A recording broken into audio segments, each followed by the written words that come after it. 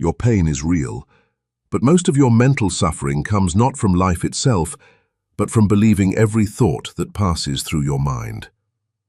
The heaviness in your chest, the knot in your stomach, the restless pressure behind your eyes, the quiet exhaustion that never fully leaves, all of it is real. But most of your suffering is not created by life itself. It is created by the mind's refusal to let life be as it is. Life brings moments. The mind turns them into stories. Life moves in single instants. The mind stretches them into hours, days, and sometimes entire lifetimes. Something happens. Then the mind begins, "It shouldn't have been this way. This always happens to me. I will never recover from this. There must be something wrong with me." A memory becomes a movie. A fear becomes a future. A comment becomes a wound. A feeling becomes an identity. Pain is a natural part of life. Suffering is pain plus resistance. The event ends, the moment passes, but the mind keeps it alive. It replays the scene. It analyzes every detail. It imagines what could have been said. It rehearses what might go wrong. It argues with a reality that has already happened. You are no longer in the present moment. You are inside a mental echo. This is why someone can sit in a quiet room and feel as if they are in a storm. Nothing around them is attacking them, yet they feel under siege. Not from life, but from thought. The mind believes it is helping. It thinks that by worrying, it is protecting you. By rehearsing, it is preparing you. By judging, it is improving you.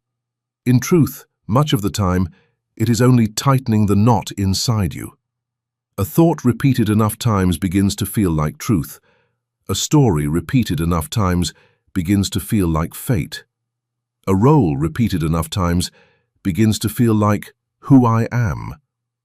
But there is something in you that is not the story. Something that was there before the first anxious thought appeared. Something that remains even when the latest narrative collapses. It is quiet. It is simple. It is aware. It notices thought. It notices emotion. It notices the body. It notices the world. This awareness is not dramatic. It does not shout. It does not argue. It simply sees. And the moment you begin to live as this awareness, instead of as every thought that passes through it, suffering starts to loosen its grip. Not because life becomes perfect, not because pain disappears, but because you stop confusing every movement of the mind with who you are. You are not every thought that enters your head. You are not every feeling that rises and falls. You are not the story your mind has been telling about you for years. You are the one who notices. And the instant you begin to notice, instead of automatically believing, a new possibility appears. A little space, a little silence, a little freedom. In that space, suffering cannot survive in the same way. This audiobook is an invitation into that space. You will see how the mind creates suffering, why it returns to the same pain again and again, and how to step out of the mental noise that has defined so much of your inner life. You do not have to become someone else. You do not have to escape your life. You only have to see clearly. Peace is not hiding in a future you must chase. It is available in the only place life ever actually happens, this moment. So we begin here, with a simple truth. You do not have to believe every thought you think. Chapter 1. The Nature of Mental Suffering. Mental suffering begins the moment the mind stops meeting life directly and starts telling a story about it. Something happens, then the commentary starts. That was wrong. That shouldn't have happened. This always happens to me. This proves I'm not enough. The event itself may be brief, a look, a silence, a message not answered, a memory that surfaces for a second. But the mind does not like brief. It stretches the moment. It rewinds it. It slows it down. It replays it in different versions. What was a small cut becomes an open wound. What was a passing cloud becomes a permanent sky. This is the first key distinction. Pain is what life brings. Suffering is what the mind does with it. Pain can be a feeling in the body, a pang of loss, a sharp sting of disappointment, a wave of fear when something changes suddenly. These are natural human responses. They rise, they peak, they pass. Suffering begins when the mind refuses to let this natural movement complete itself. It says, "This should not be here." It says, "This means something terrible about me." It says, "This must never happen again." It says, "I will keep thinking about this until I am safe." And so, instead of allowing pain to move through, the mind holds it in place with thought. It freezes it. It revisits it. It attaches identity to it. Now it is not just, "I feel pain." It becomes, "I am broken." Not just, "Something hurt me," but "Life is against me." Not just, "I am afraid," but "I am the kind of person who will always be afraid." Notice how quickly the language shifts from experience to identity. A feeling is temporary, an identity feels permanent. The mind does this because it wants control. If it can define something, it believes it can manage it. If it can name you, it believes it can protect you. If it can create a consistent story, it believes it can avoid chaos. But this attempt at control has a cost. The story becomes a prison. A single rejection becomes, "I am unlovable." A single failure becomes, "I am a failure." A single loss becomes, "I always lose." A single season of struggle becomes, "Life is suffering." The mind is not trying to hurt you. It is trying to make sense of things. Yet in trying to protect you with explanations, it often traps you in conclusions. And once the mind reaches a painful conclusion, it begins to gather evidence. It remembers every similar hurt. It highlights every similar moment. It ignores anything that contradicts the story. This is how suffering becomes self-confirming. The more you believe the story, the more you notice what fits it. The more you notice what fits it, the more true it feels. The more true it feels, the harder it is to imagine another way of being. At this point, you are no longer simply feeling pain. You are living inside a narrative. You can see this in small, everyday situations. You send a message. There is no reply. The mind starts, "They're ignoring me. They must be upset. I said something wrong. This always happens." Within minutes, your body is tense, your chest is tight, your stomach is uneasy. But what has actually happened? A message has not yet been answered. That is all. The suffering is not coming from reality, it is coming from the story about reality. Or you remember something you said years ago, a moment when you were unkind, unskilled, or unaware. The scene appears in your mind. The mind starts, "I can't believe I did that. I am a terrible person. I will never change. I don't deserve happiness." But what is happening now? You are sitting, standing, breathing. The past is not here. Only the memory is here, and the mind's judgment of it. Again, suffering is not being created by this moment. It is being created by your relationship with a thought. This is why two people can experience the same outer event and have very different inner worlds. One feels the pain, allows it, and lets it pass. The other resists, clings, interprets, and turns it into a long-term identity. The difference is not the event, the difference is the story. Seeing this clearly is the beginning of freedom, because if suffering comes mainly from the story, then the power is not only in changing your life, but in changing your relationship to thought. You do not need to force the mind to be silent. You do not need to erase every negative thought. You only need to recognize, This is a story my mind is telling right now. It may not be the truth. That simple recognition creates a gap between stimulus and reaction, between feeling and conclusion, between life and the story about life. In that gap, you are no longer fully inside the suffering. You are watching it. You may still feel pain, but you are not fused with the narrative. You may still hear the old voice, but you are not automatically obeying it. You may still remember the past, but you are not living as if you are trapped there. Mental suffering thrives in unconsciousness. It weakens in the light of awareness. So, in this first step, you are not asked to fix anything. You are not asked to immediately stop suffering. You are simply invited to notice, what is actually happening now? And what is my mind saying about it? Life on one side, story on the other. The more often you see the difference, the less power the story has to completely define your inner world. In the next chapter, we will look more closely at the part of you that clings to these stories, the constructed someone who feels they must protect an image at all costs. That is where suffering becomes personal, and that is where the illusion begins to dissolve. Chapter 2. Why the mind keeps hurting itself. The mind says it wants peace, and yet it obsessively returns to what hurts. It replays the worst moments. It rehearses future disasters. It reopens old scenes as if they were happening now. It examines every detail of what went wrong, then starts again from the beginning.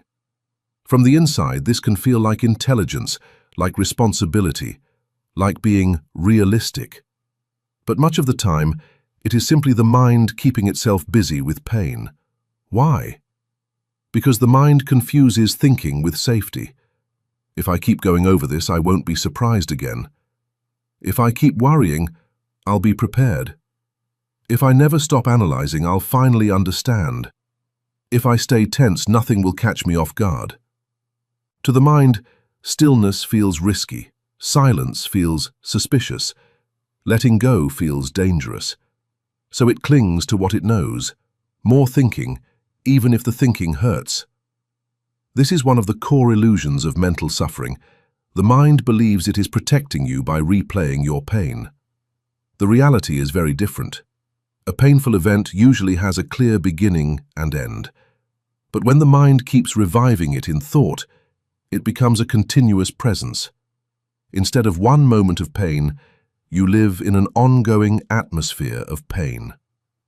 The argument is over, but you are still arguing in your head. The relationship ended years ago, but you still relive the breakup at night.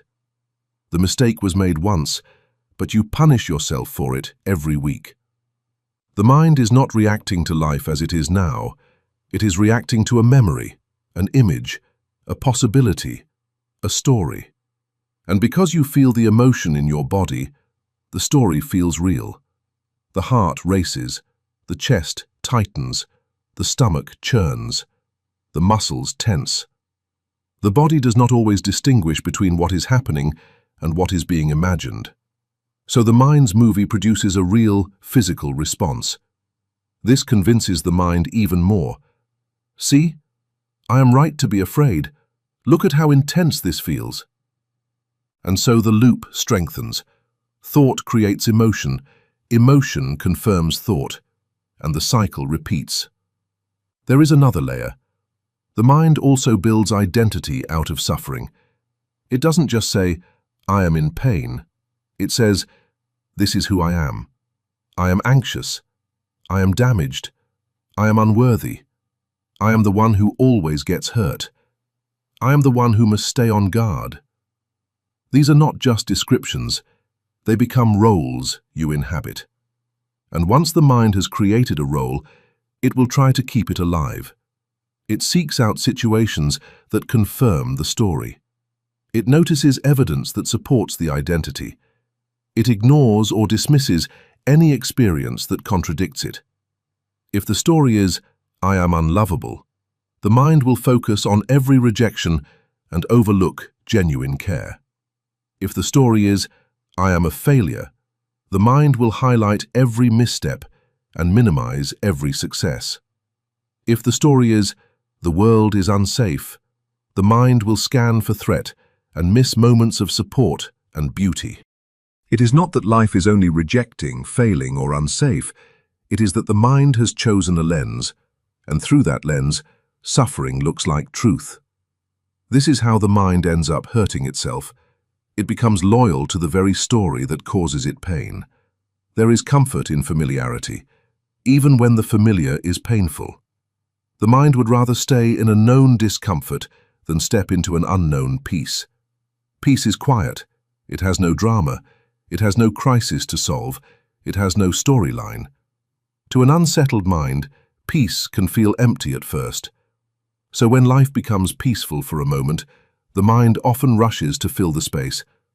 What if this doesn't last? What if something goes wrong? What if I am missing something? What if I let my guard down? Suddenly, the mind has created the very disturbance it feared. It is like someone who has lived in a noisy room for years. When the noise stops, the silence feels strange, and instead of relaxing, they turn on the noise again, just to feel normal. This is the habit of a mind that has become used to suffering. It does not know what to do with ease. It does not know how to rest in calm. It does not know how to trust the present moment without constant interference. But here is the turning point. Just because the mind is used to suffering does not mean you are required to follow it there. You can begin to see the pattern. The mind returns to the same painful themes. It promises that more thinking will finally solve them. It never quite brings relief, yet it insists, "Just a little more thinking, then you'll be safe." You can gently question this. Has endless thinking actually brought peace? Has rehearsing fear made you truly prepared, or just exhausted? Has punishing yourself for the past ever changed it? When you look honestly, you may see that the mind's strategy is not working, and seeing that is powerful. Because the moment you recognize this is a pattern, not a solution, something in you steps back. You are no longer entirely inside the loop. You are witnessing the loop. You can feel the pull to replay the pain, and at the same time you can know, this is just my mind doing what it has always done. I do not have to follow. That recognition is not yet total freedom, but it is the doorway.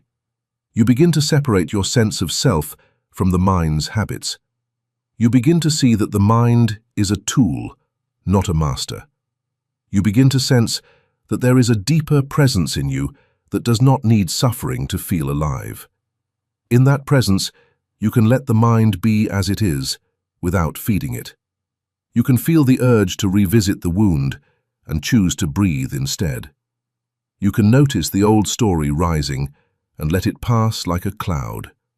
You can sense the familiar tension and soften around it instead of tightening.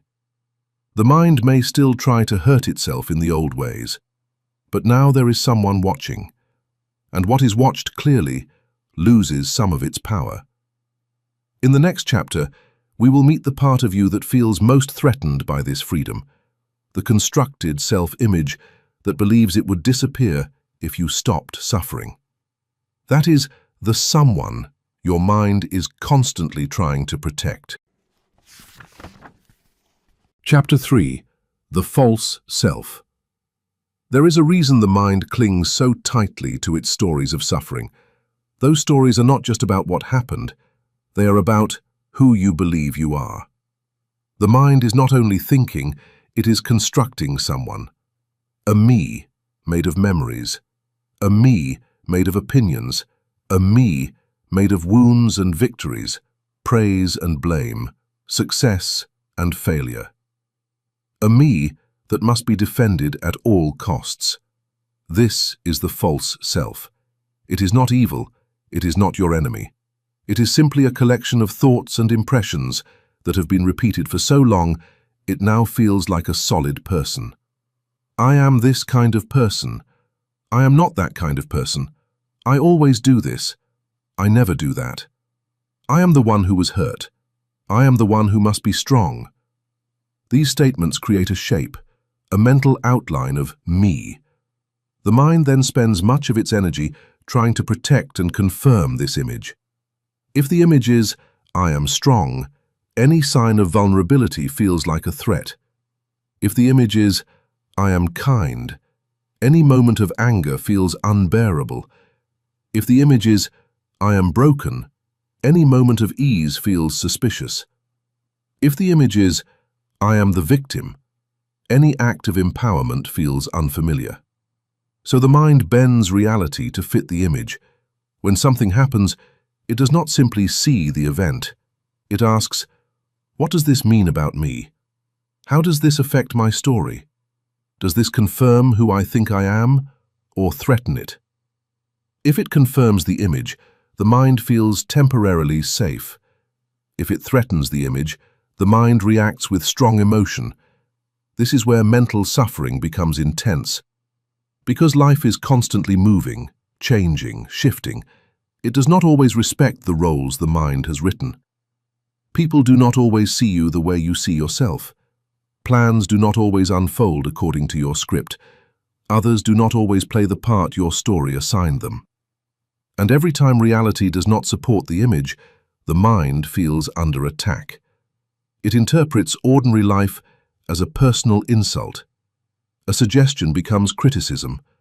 A delay becomes disrespect. A no becomes rejection. A misunderstanding becomes proof of worthlessness. A neutral expression becomes evidence that you are not liked. None of this is necessarily true, but if the false self is fragile, it will read threat into nearly everything. Now imagine how much suffering this creates. You are not only experiencing life, you are defending a story about yourself in every moment. You walk into a room, the mind immediately checks. How do I appear? What do they think? Am I enough? Am I too much? You share an idea. The mind listens for approval or disapproval. Did they like it? Did I sound foolish? You make a mistake. The mind rushes to protect the image. I can't believe I did that. They'll think I am incompetent. Underneath all of this is one central fear. If the image collapses, what will be left of me? The mind believes that without its constructed identity, there would be nothing. So it holds on tightly. It resists any experience that shakes the image. It avoids situations where the image might crack. It amplifies anything that reinforces the story. If your story is, I am the strong one, you may hide your tears even from yourself. If your story is, I am the broken one, you may resist healing because it threatens your familiar role. If your story is, I am the one who is always hurt, you may unconsciously seek situations that keep that narrative alive. This is not your fault. It is an automatic pattern, but once you see it, you are no longer entirely inside it. Consider this. Before you had a name, before you knew your history, before you could form a story about yourself, you still existed. You were aware. You sensed. You felt. You experienced life directly. The core of you did not begin with the story. The story came later. The false self is like a costume. It may be useful in certain situations. It helps you move through the world, play roles, and function in society. But when you forget it is a costume, you begin to suffer for it. You fear its death as if it were your death. You defend it as if it were your very existence. You shape your entire life around protecting an image that was never the deepest truth of who you are. The great shift begins when you start to notice the difference between the story of me and the awareness that sees the story. The story says, I am this, I am that. Awareness simply sees, a thought has appeared. The story says, I am unlovable. Awareness sees, here is a painful belief arising. The story says, I am always the victim. Awareness sees, here is a familiar role being activated. The story says, I must stay this way. Awareness sees, here is fear of change. Awareness does not argue with the story, it does not fight it, it does not shame it, it simply recognizes it as a story. In that recognition, the false self begins to loosen. You may still feel the pull of old roles, but you no longer mistake them for your essence. You may still hear the voice of the wounded one, the strong one, the broken one, but you know, this is a character my mind has developed. It is not all of me. This shift changes how you experience suffering. Instead of thinking, I am suffering because life is attacking me, you begin to see, I am suffering because a story about me feels threatened. When you see this, there is suddenly more room. Room to feel without clinging. Room to be honest without collapse. Room to let an identity soften without disappearing. The false self does not have to be killed. It simply needs to be seen for what it is. A collection of thoughts, memories and roles arising within a much larger field of awareness. The more often you remember this, the less power the false self has to dictate your reality. And as its grip relaxes, another possibility appears. You can live as the awareness that holds all these identities lightly, instead of as the identity that must constantly defend itself. In the next chapter, we will look at how deeply stored emotional pain, what we might call the pain body, ties itself to these identities and uses them to keep suffering alive. Understanding this is a crucial step in learning how to stop reliving the same hurt again and again. Chapter 4. The Pain Body. Beneath the mind's stories there is something more raw, more ancient, and more sensitive. A field of stored emotion, old fear, old anger, old shame, old grief. All the moments that were too much to fully feel at the time, too intense to meet with presence, too overwhelming to process, often leave traces on you. These traces do not vanish just because time passes. They sink into the body and the nervous system, waiting for a moment to surface. You could call this accumulation of old, unfelt emotion the pain body. It is not a literal object, it is not a separate entity. It is a pattern, a cluster of emotional memory that can be easily activated. You might notice it in yourself. An ordinary comment lands, and your reaction is much bigger than the situation. A small delay feels like abandonment. A minor criticism feels like annihilation. A simple misunderstanding feels like betrayal. Something in you responds as if the present moment is responsible for an old wound. The current trigger is like a match. The pain body is the dry forest. The match is small. The forest is vast. When they meet, the fire feels huge. In those moments, you may say or think, I know I'm overreacting, but I can't help it. I don't know why this hurts so much. This always takes me over. This is the pain body being activated. It is important to understand the pain body is not a sign that you are broken. It is a sign that parts of you have not yet been fully met with awareness. Moments when you felt alone, scared, unseen, shamed, or unsafe may not have had enough support, space, or understanding to be processed. So they stayed.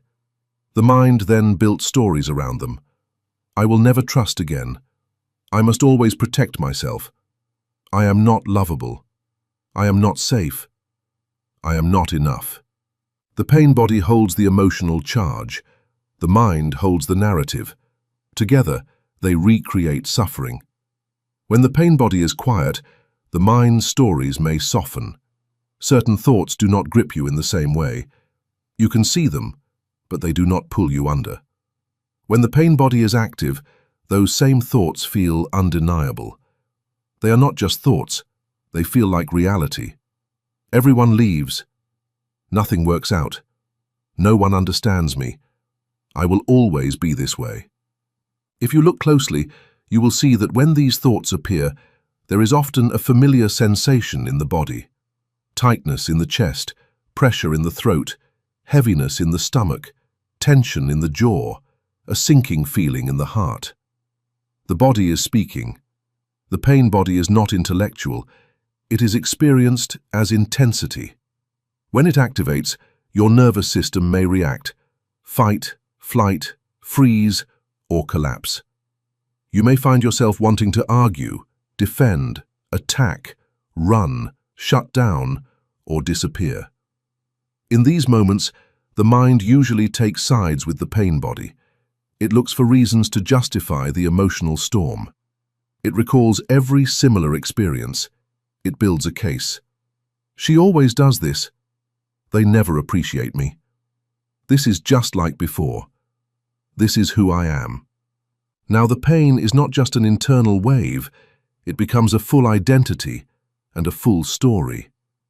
This is how the pain body feeds, on attention, on identification, on repetition. So how do you begin to stop suffering mentally when the pain body is so strong? The first step is recognition, to simply see, right now, my pain body is active. This intensity is not only about this moment. I am feeling something old, awakened by something current. You might notice a shift in your inner language from, "They are doing this to me," to, "My pain is very active right now." That small change already begins to reduce suffering, because it moves you from total fusion with the reaction to a position of witnessing the reaction. The circumstances may still be difficult. The other person may still be behaving unskillfully, but your primary focus shifts from trying to control the outside to bring awareness to what is happening inside.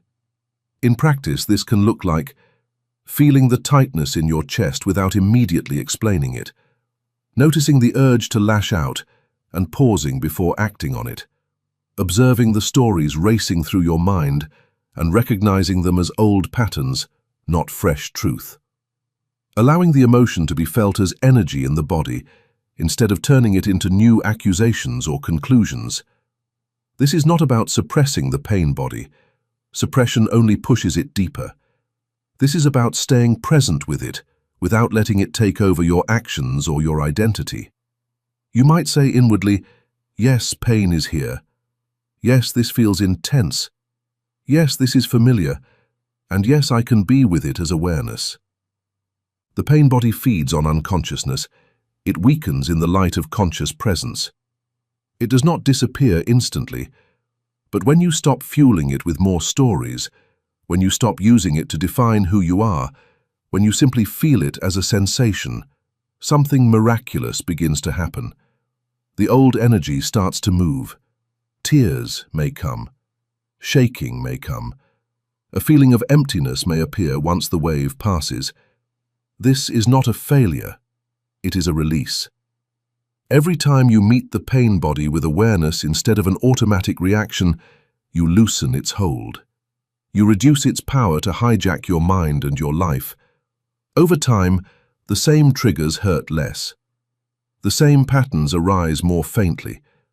The same situations no longer pull you into the same depth of despair or rage. The pain body has not been conquered by force. It has been brought into the light and allowed to dissolve. This is a crucial part of stopping mental suffering, recognizing that not every wave of emotion requires a new story, a new identity, or a new war with life.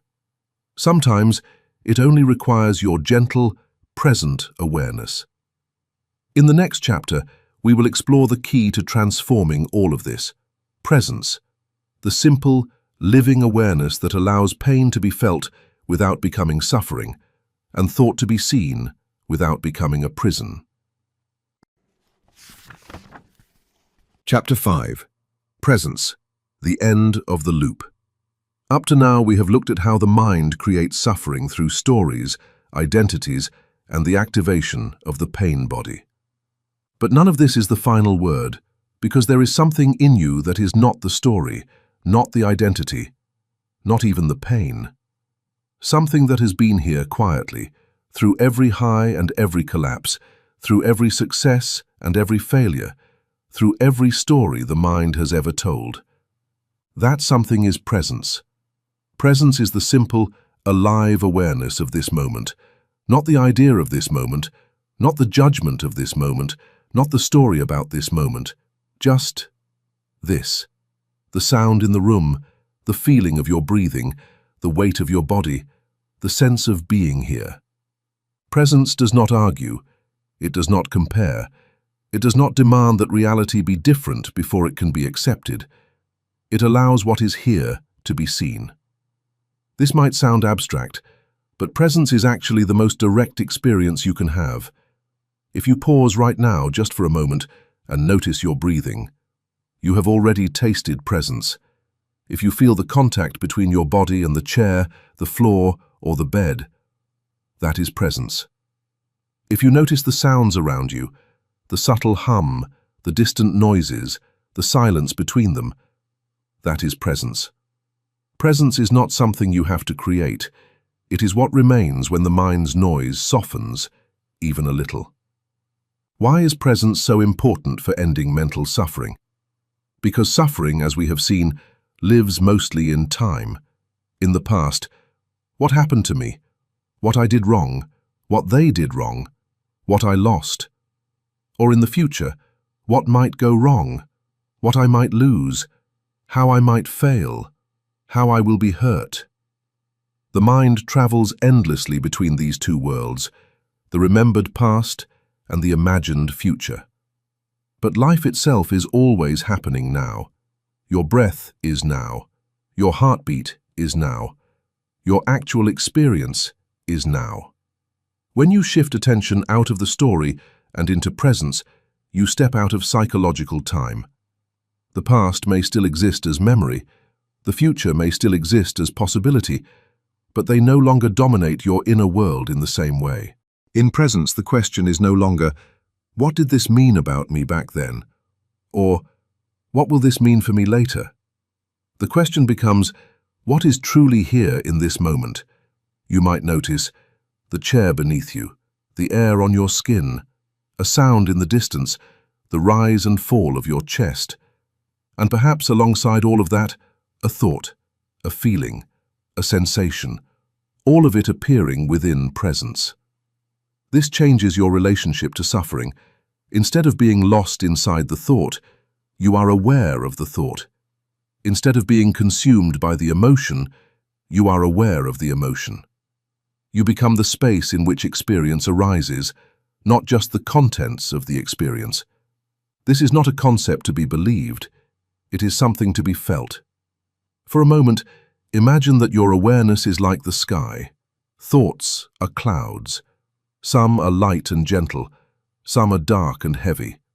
Emotions are weather patterns, storms, sun, wind, rain. The sky does not fight the clouds. It does not cling to the storms. It does not try to hold on to the sun. It allows each pattern to appear, move, and pass. No matter how intense the storm, the sky is never damaged by it. When the storm passes, the sky is still there. Presence is like that sky in you. When you rest as presence, you no longer believe that every thought storm is who you are. You no longer believe that every emotional storm will last forever. The suffering may still arise, but it arises in you, not as you.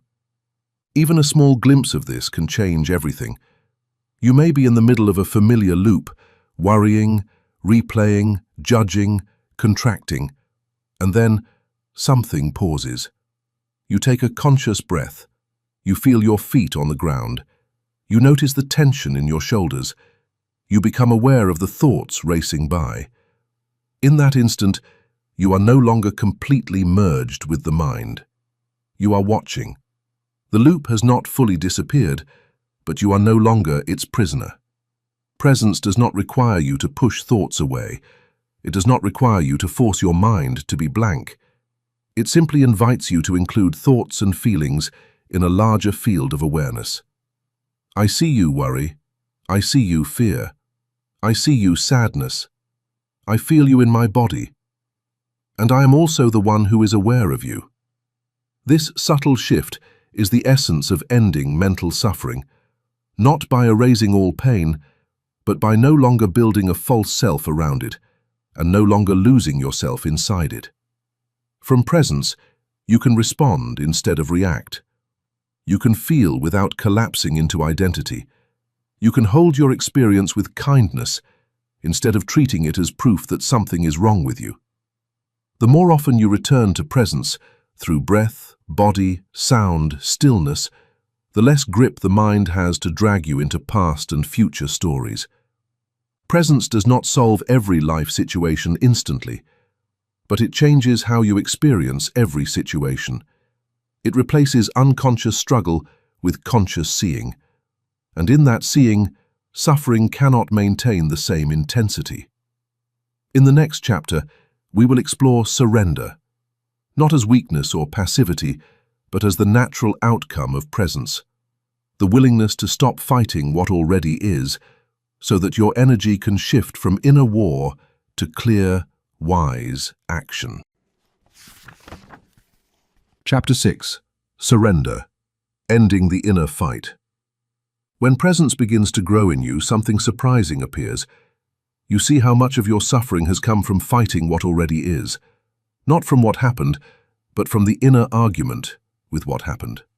Not from what you feel, but from the insistence that you should not feel it. Not from the situation itself, but from the demand that it be different right now. This constant no to life takes many forms. This shouldn't be happening. I should be further along by now. They should not be like this. I should not feel this way. My life should look different. Every one of these thoughts creates an internal tension. Reality is on one side. The mind's demand is on the other. You stand in the middle, pulled apart. This is the essence of inner conflict. Life as it is versus life as the mind says it must be. Surrender is the end of that fight. But surrender is one of the most misunderstood words on the spiritual path. Many people hear surrender and think, give up, do nothing, let people walk over me, accept abuse, stop caring. That is not surrender. That is collapse. True surrender is something very different. It is saying yes to the fact that this moment is already here, not because you like it, not because you agree with it, not because you plan to keep it forever, but because, in this instant, it is.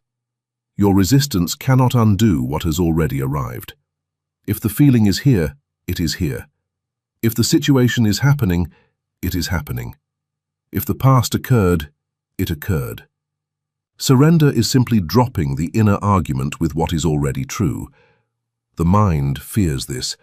It says, if I accept this moment, it will never change. If I stop fighting, I will be stuck. If I let this be, I am saying it's okay. But notice something. You have spent years fighting certain inner states, and they have not disappeared. You have spent years arguing with parts of your life, and they have not magically transformed. The fight has not set you free. It has only exhausted you.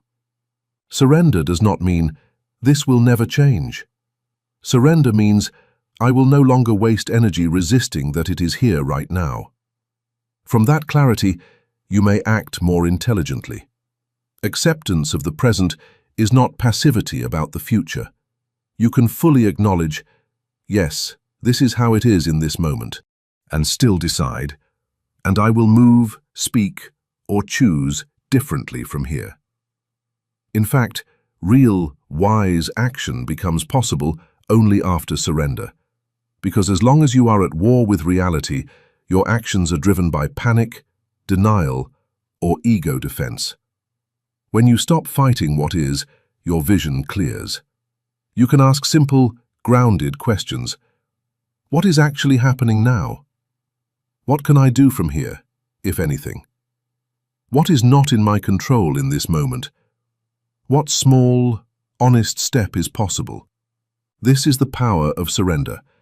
It returns your energy to the only place where it can have any effect, this moment. It also transforms how you relate to your inner world.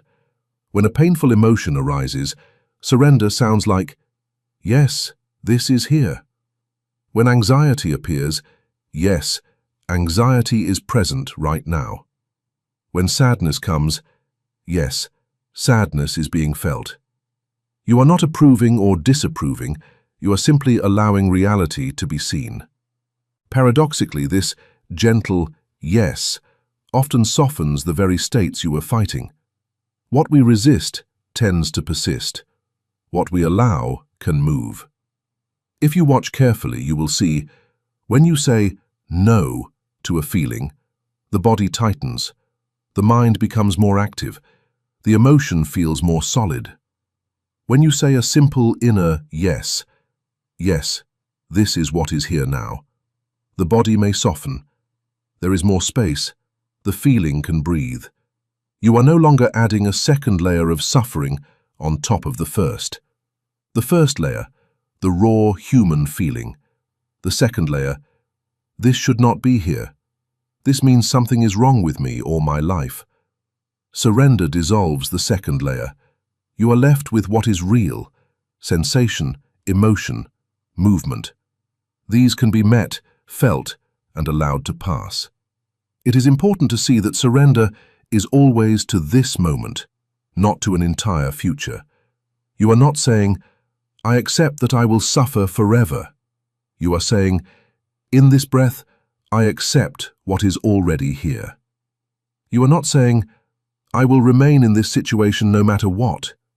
You are saying, I acknowledge that this is the situation as it stands right now. From there, you are freer to choose.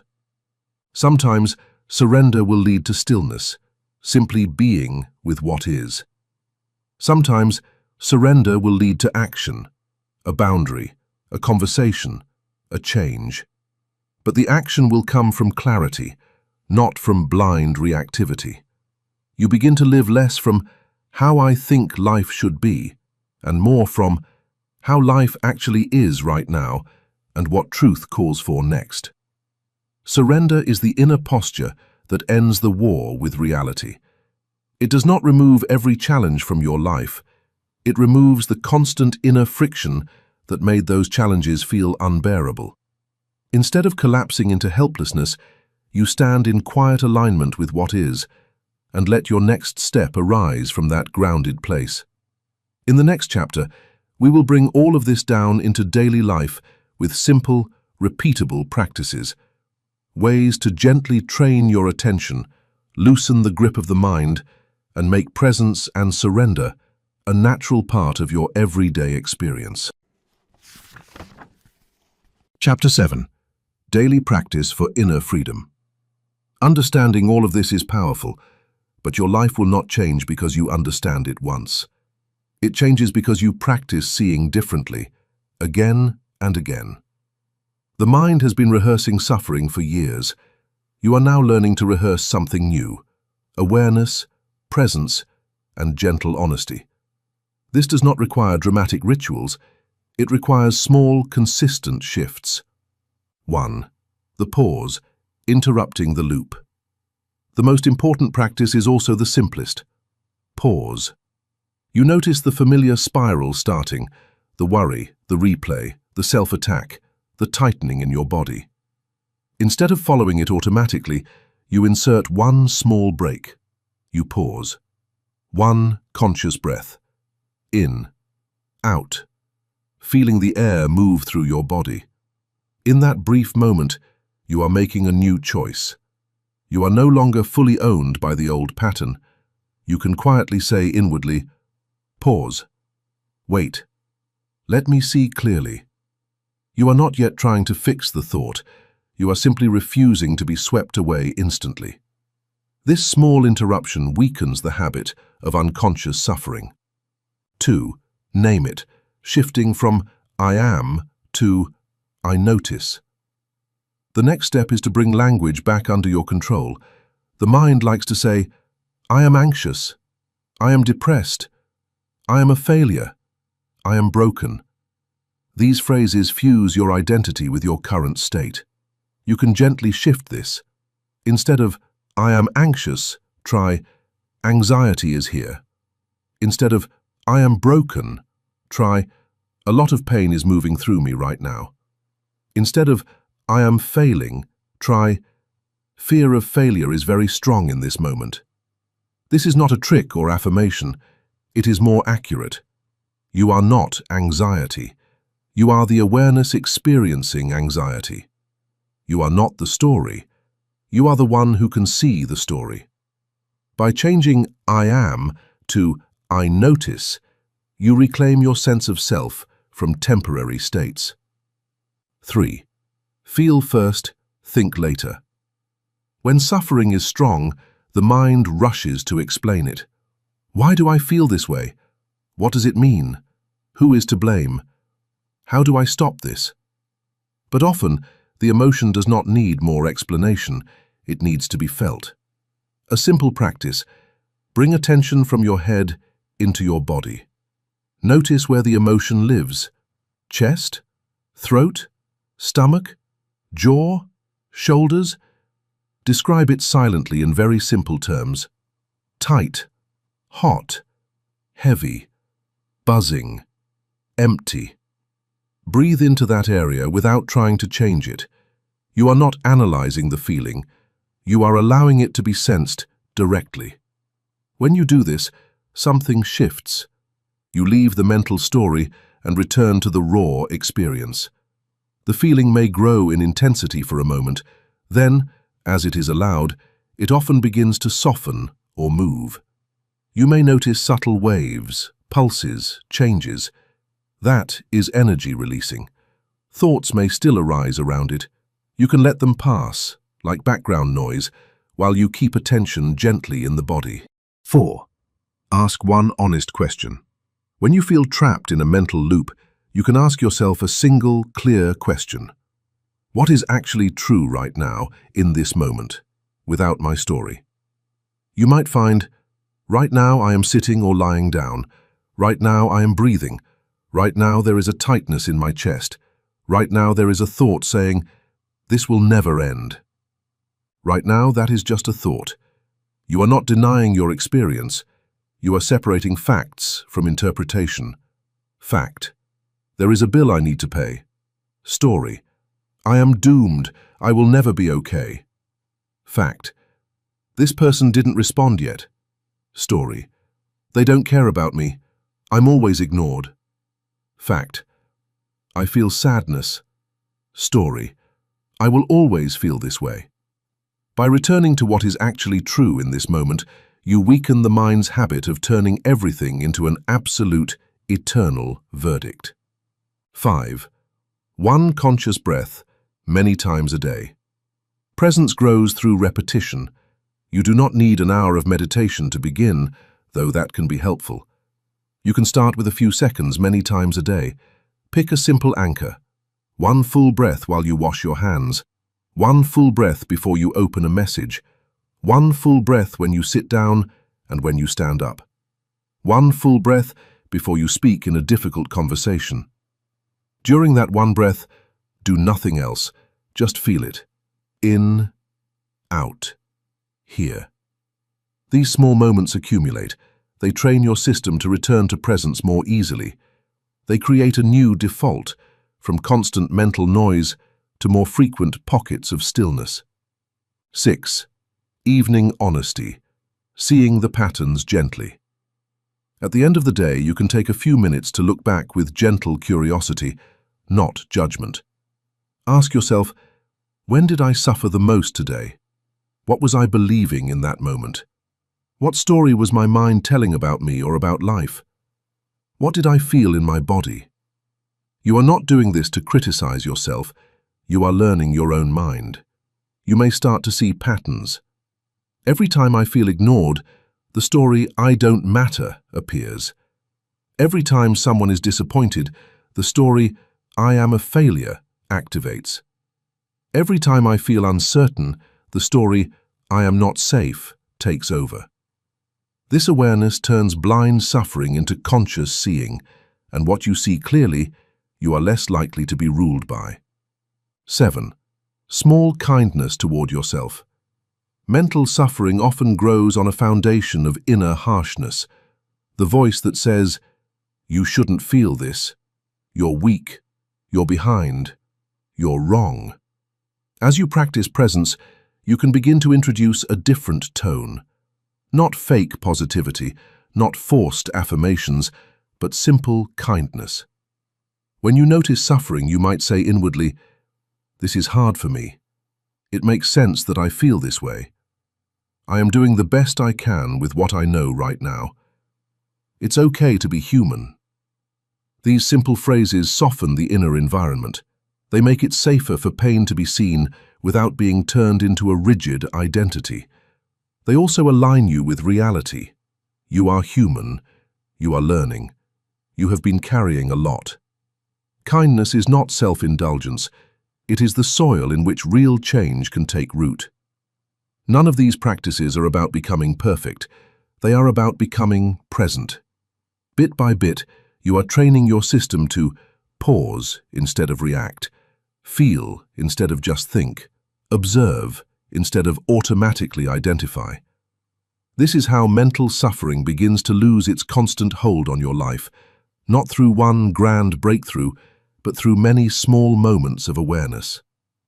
In the final chapter, we will bring everything together, so you can see clearly how thoughts, identity, pain, presence, and surrender all connect, and what it truly means, in practical terms, to stop suffering mentally. Chapter 8. Living without mental suffering. We have walked through the landscape of your inner world, how the mind turns moments into stories, how those stories become identities, how old pain gathers as the pain body, how presence and surrender open another way of living, how daily practice makes this real. Now, we bring it all together. 1. Seeing the whole mechanism. When you suffer mentally, several things usually happen at once. A trigger appears. An event, a memory, a thought, a sensation. The mind interprets it. This is bad. This is dangerous. This is proof. This is who I am. The pain body activates. Old feelings rise, fear, shame, anger, sadness. The body tightens, the heart races, the stomach knots. Identity locks in. I am the one who is hurt. I am the one who is not enough. I am the one who must always be on guard. Resistance appears. This should not be here. This must stop now. I cannot feel this. This ruins everything. The loop feeds itself. Thoughts fuel emotion. Emotion fuels thoughts. The story seems more and more true. When all of this happens unconsciously, suffering feels absolute. It feels like reality itself. But now you know, each of these steps can be seen. And anything that can be seen can be met differently. 2. The new sequence. As awareness grows, the inner sequence changes. A trigger appears. You notice the mind's story beginning. You feel the body directly instead of only thinking. You name what is happening. Fear is here. Old shame is here. My pain body is active. You allow the feeling to exist without adding new blame or identity. You return to presence through breath, body, and the senses. From this calmer space, you decide whether action is needed, or if this is simply a wave to be witnessed. The same external event may still occur, but your internal experience is no longer the same. You are no longer trapped inside an unquestioned narrative. You are living as the awareness in which everything arises. 3. What stopping suffering mentally really means. It does not mean you never feel pain again. You never feel fear, sadness, or anger. Your mind never produces difficult thoughts. It means you stop building rigid identities out of pain. You stop resisting your inner state as if it should not exist. You stop believing every thought as unquestionable truth. You stop using the past and future to attack yourself in the present. Pain becomes something you can meet, feel, and let move through. Thoughts become events, not commandments. Emotions become waves, not definitions.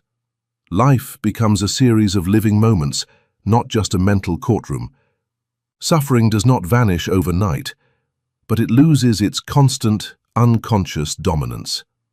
4. A different way to move through life. As you practice, you react less, respond more. There is a pause where there used to be only impulse. You take things less personally. You see how much of the hurt was the false self defending its image. You recover faster. Waves that once lasted days begin to pass in hours or minutes. You feel more real, less acting, less pretending, less managing appearances. You become kinder. To yourself, because you see your own conditioning. To others, because you see theirs. Your life may still have challenges, but you are no longer living in constant inner war. There is more space inside you, more silence between thoughts, more room to breathe, to choose, to rest. 5. A simple summary you can carry. Whenever you feel yourself suffering mentally, you can remember this. Pause. 1 conscious breath. Name. Suffering is here. My mind is telling a painful story. My pain body is active. Feel. Come into the body. Sense the raw sensations. Allow. Yes, this is here right now. No fight, no extra shame. Return. To this moment, breath, sound, contact, seeing. Act or don't act from clarity. Not from panic, not from the old identity. Repeated many times, this becomes your new way of being. 6. Closing. You are not trying to become perfect. You are remembering what you are beneath the noise. A quiet, aware presence that has been here through every high and low, that is never fully damaged by any thought or emotion, that remains when every story falls silent. Your mind will still speak. Old patterns may still visit. But now, you know, you are not the storm. You are the sky. You are not the thought. You are the awareness that sees it. You are not the pain. You are the space that can hold it and let it move. From this place, mental suffering no longer owns your life. It becomes something you can observe, understand, and gently release. Again and again, in this moment, and this one, and this one. And each time you remember this, you are already free. Here's a focused YouTube SEO package for how to stop suffering mentally, tailored to your channel and optimized for 1 million view potential.